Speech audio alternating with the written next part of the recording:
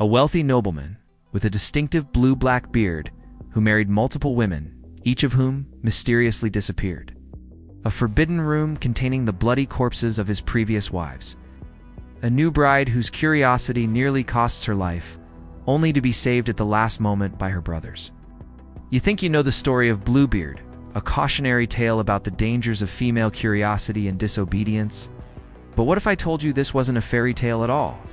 What if I told you that Bluebeard was based on the real crimes of Gilles de Rais, French nobleman who systematically murdered over 800 children and at least 6 wives in his castle dungeons between 1432 and 1440? What if I told you that his trial records preserved in French archives contain over 600 pages of testimony describing crimes so horrific that they make modern serial killers look restrained by comparison? And what if I told you that you can visit his castle today, where French tourism authorities have transformed the scene of history's most prolific mass murder into a family-friendly tourist attraction? Welcome back, truth seekers. Before we expose this ultimate historical cover-up, let's examine the sanitized story you think you know. Once upon a time, there lived a wealthy man whose beard was so dark it appeared blue. Despite his riches and status, women feared him because his previous wives had all mysteriously vanished. When he finally convinced a young woman to marry him, he gave her the keys to his entire estate, but forbade her from entering one particular room. Overcome by curiosity, the wife waited until Bluebeard left on a journey, then unlocked the forbidden door. Inside, she discovered a chamber of horrors, the bloody corpses of all his previous wives hanging from hooks on the walls. In her shock, she dropped the key, which became permanently stained with blood that could not be washed away. When Bluebeard returned and saw the stained key, he knew she had disobeyed him and prepared to make her his next victim. Only the timely arrival of her brothers saved her life, killing Bluebeard and ending his reign of terror. It reads like Gothic fiction, but every element of this story corresponds to documented historical facts about one of the most prolific serial killers in human history. Gilles de Rais was born into French nobility in 1404, becoming one of the wealthiest and most powerful men in France. He fought alongside Joan of Arc, was honored as a war hero, and held the prestigious title of Marshal of France. He owned multiple castles across the Loire Valley and wielded an influence that extended to the highest levels of French society. But behind this respectable facade, Gilles de Rais was conducting a systematic campaign of murder that lasted nearly a decade and claimed hundreds of lives. Between 1432 and 1440, he used his wealth, position, and multiple castle properties to torture, sexually abuse, and murder an estimated 800 children, while also killing at least 6 women who had become inconvenient to him through marriage or romantic relationships. The evidence for these crimes isn't based on speculation or folklore analysis. It's documented in excruciating detail in the official trial records from his prosecution in 1440.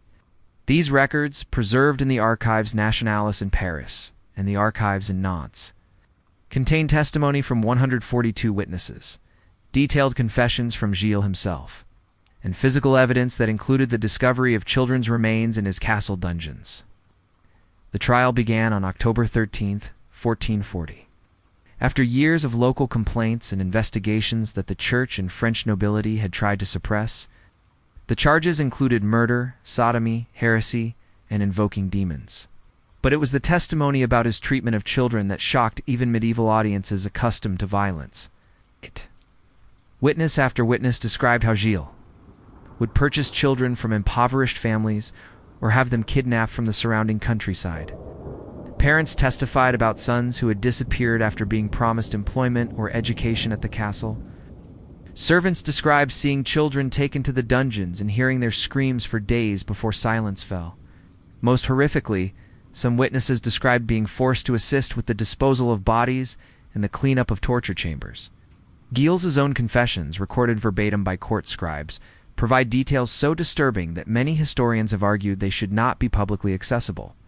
He described his methods of torture with clinical precision, explained his belief that the murder of innocents could help him achieve alchemical transformation of base metals into gold, and detailed his attempts to summon demons through ritual sacrifice. He showed no remorse, expressing only regret that he had been caught before completing his occult experiments. The physical evidence supported these testimonies. When investigators finally gained access to his primary castle They discovered hidden chambers containing the skeletal remains of numerous children, some showing evidence of restraints and torture. They found specialized torture equipment, alchemical apparatus, and bloodstains that had soaked so deeply into the stone that they were still visible decades later. But the children weren't Gilles's only victims. Court records also document his systematic murder of women who had become romantically or financially involved with him.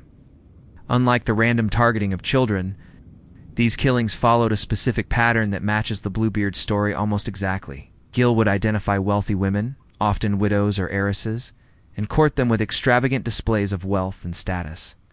After marriage or establishing a relationship that gave him access to their property, he would murder them in ways that could be explained as accidents or natural deaths. The bodies were then hidden within his castle properties, often walled up in hidden chambers or buried in unmarked graves within the foundations. This pattern continued for years without investigation, because Gilles' social status made him essentially immune from legal oversight. Medieval French law afforded enormous protection to the nobility, and Gilles' reputation as a war hero and companion of Joan of Arc made accusations against him seem impossible to believe. Local authorities who received complaints about missing children or suspicious deaths were often bribed or intimidated into silence. The investigation that finally led to his downfall only began when Gilles' financial crimes became too blatant to ignore. He had spent his massive inheritance funding his murders, maintaining multiple castle properties for his crimes, and purchasing silence from potential witnesses. When he began seizing church property to fund his activities, he finally attacked an institution with the power to fight back. Even then, the trial focused primarily on his financial crimes and heresy charges. The child murders were treated as secondary issues, and many details were suppressed to avoid further scandalizing French society. The nobility wanted Gilles convicted and executed quickly, before his case could raise questions about how such massive crimes had been allowed to continue for so long with their knowledge. Gilles de Rais was executed on October 26, 1440, by hanging followed by burning. But his death didn't end the cover-up of his crimes. Within decades, efforts were underway to minimize the historical record of what had happened and to protect the reputation of French nobility, who had been complicit in allowing his crimes to continue. The transformation of Gilles de Rais into the fictional Bluebeard was part of this historical revision process. By the 16th century, stories began circulating that combined elements of his documented crimes with fantastical additions that made the events seem obviously fictional. The focus shifted from the systematic murder of children to the more palatable theme of a husband killing wives, and the massive scale of his crimes was reduced to a manageable number that did unimplicate the entire French social system. Charles Perrault's 1697 version of Bluebeard represents the final stage of this sanitization. Created a version that could be read as pure fiction, while still preserving some elements of the original crimes: the distinctive beard, the multiple wives, the hidden chamber of corpses, the castle setting. All these elements corresponded to documented facts about Gilles de Rais, but they were presented in a way that encouraged readers to view them as imaginary.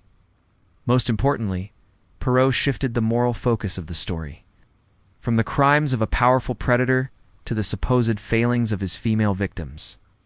Instead of a tale about how unchecked power enables horrific abuse, Bluebeard became a story about the dangers of female curiosity and disobedience. The systematic murder of hundreds of children disappeared entirely from the narrative, replaced by a much smaller number of adult women whose deaths could be blamed on their own poor choices. This moral revision served multiple purposes for French society. It allowed them to preserve some memory of the historical events without confronting the full horror of what had happened. It provided a cautionary tale that reinforced social hierarchies and gender roles, without challenging the power structures that had enabled the original crimes, and it transformed a story about elite criminality into a lesson about individual moral failings. The success of this transformation can be measured by how completely it has obscured the historical reality. Modern readers of Bluebeard typically focus on themes of curiosity, obedience, and gender dynamics, without any awareness that they're reading a sanitized version of documented historical atrocities. The 800 children who died in Gilles de Rais torture chambers have been completely erased from cultural memory, placed by a handful of fictional wives whose deaths serve as moral instruction. But the physical evidence of these crimes hasn't disappeared. The castles where Gilles de Rais conducted his murders still exist, and some are open to the public as tourist attractions. The Château de, his primary killing site, offers guided tours that include visits to the restored dungeons where hundreds of children died. The Château de Tiffauges has been converted into a museum, featuring medieval torture instruments and displays about local legends. What these tourist sites do and mention is that archaeological investigations conducted during restoration work have consistently found human remains, torture devices, and other evidence supporting the historical accounts of mass murder. Ground-penetrating radar has identified multiple burial sites around these properties. Chemical analysis of stones in the dungeon areas has detected residual traces of human blood that date to the medieval period. The French tourism industry has built a multi-billion-euro business around these fairy tale castles without acknowledging the historical reality of what happened there. Families visit these sites to experience the magic of storybook settings, unaware that they re-walking through preserved crime scenes where some of history's most horrific murders took place. This ongoing cover-up represents more than just historical revisionism. It demonstrates how societies can transform even the most documented atrocities into harmless entertainment, when doing so serves economic and political interests. The Loire Valley's tourism industry depends on marketing these locations as romantic fairy tale destinations, not as monuments to elite criminality and institutional failure. The pattern established by Gilles de Rais has been repeated by serial killers throughout history, many of whom explicitly modeled their crimes on the Bluebeard story. Henry Desire Landru, who murdered 10 women in early 20th century France, was nicknamed the modern Bluebeard by newspapers that recognized the similarities in his methods. John Robinson, the first known internet serial killer, used online dating to target victims in a pattern that directly paralleled the Bluebeard narrative.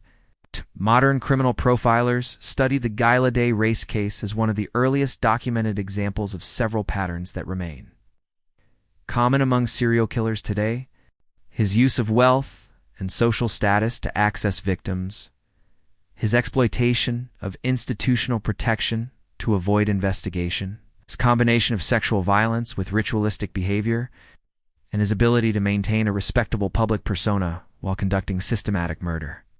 All these elements appear repeatedly in contemporary cases. Psychological profile that emerges from the historical records also matches modern understanding of psychopathic behavior with remarkable accuracy. Gilles displayed classic traits including grandiose self-regard, complete lack of empathy, manipulative charm, and an escalating need for stimulation through increasingly extreme violence. His belief that his social status placed him above normal, moral, and legal constraints reflects a pattern seen in many powerful predators throughout history. But perhaps the most disturbing aspect of the Gilles de Rais case is how it demonstrates the willingness of institutions to sacrifice victims to protect their own interests. The French nobility, the Catholic Church, and local authorities all had knowledge of his crimes years before taking action. They chose to maintain silence because prosecuting someone of his status would have raised uncomfortable questions about their own complicity and competence. This institutional protection allowed Gilles to continue killing for nearly a decade after his crimes became widely known among the elite. Hundreds of children died during this period because people with the power to stop him chose to protect their own interests instead. The pattern of institutional cover-up that followed his execution shows that these same forces continued to prioritize reputation management over justice for victims. The transformation of this historical reality into the Bluebeard fairy tale represents the ultimate success of this cover-up strategy, by converting documented atrocities into moral instruction. French culture was able to preserve some memory of the events while completely absolving the institutions that had enabled them. The story became about individual moral failings rather than systemic failures, that it allowed massive crimes to continue with elite knowledge and consent. Today, domestic violence advocates recognize the Bluebeard story as one of the earliest examples of narrative victim blaming in Western literature. The focus on the wife's curiosity and disobedience, rather than her husband's systematic violence, established a template that continues to influence how society discusses intimate partner abuse. The story teaches women that their safety depends on perfect compliance with male authority, while it teaches men that female independence and autonomy are legitimate triggers for violence. The complete erasure of child victims from the narrative reflects another ongoing problem in how society addresses crimes against children.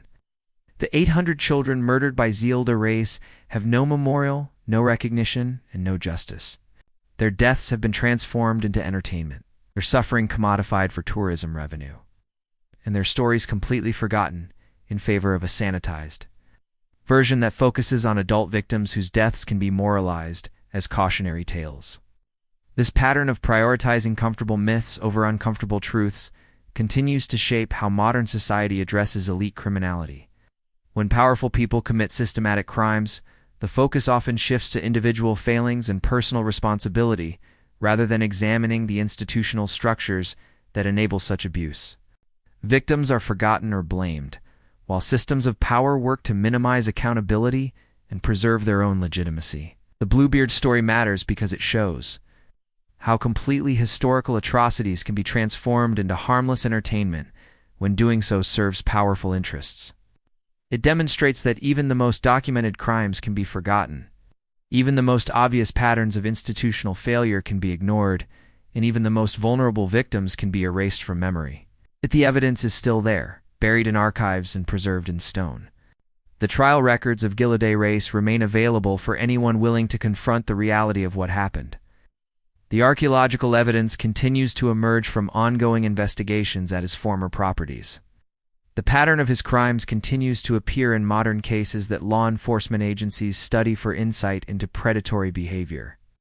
Most importantly, the victims of these crimes deserve to be remembered accurately, not as moral lessons or entertainment, but as real people whose lives were destroyed by systematic violence enabled by institutional corruption.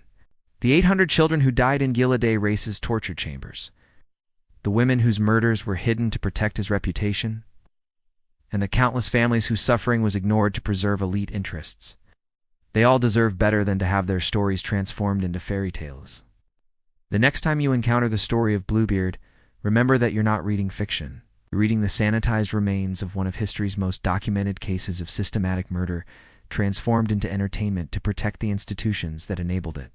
And remember that this transformation represents a template that continues to be used today. Whenever powerful interests decide that comfortable myths serve them better than uncomfortable truths. But if Bluebeard represents how France transformed its darkest crimes into entertainment, it raises a terrifying question. What other beloved stories are hiding real atrocities? What other fairy tales are actually crime scene reports that we've been reading to our children for generations? The truth is, we've only scratched the surface. There are dozens more stories, each hiding crimes that would make Bluebeard look tame by comparison. Coming in our next series, the Brothers Grimm weren't just collecting stories. They were documenting Europe's most horrific crimes. From Hansel and Gretel's Real Cannibal, which Two Sleeping Beauties documentation, will expose how an entire continent's worst nightmares became bedtime stories. The evidence will destroy everything you thought you knew about childhood innocence.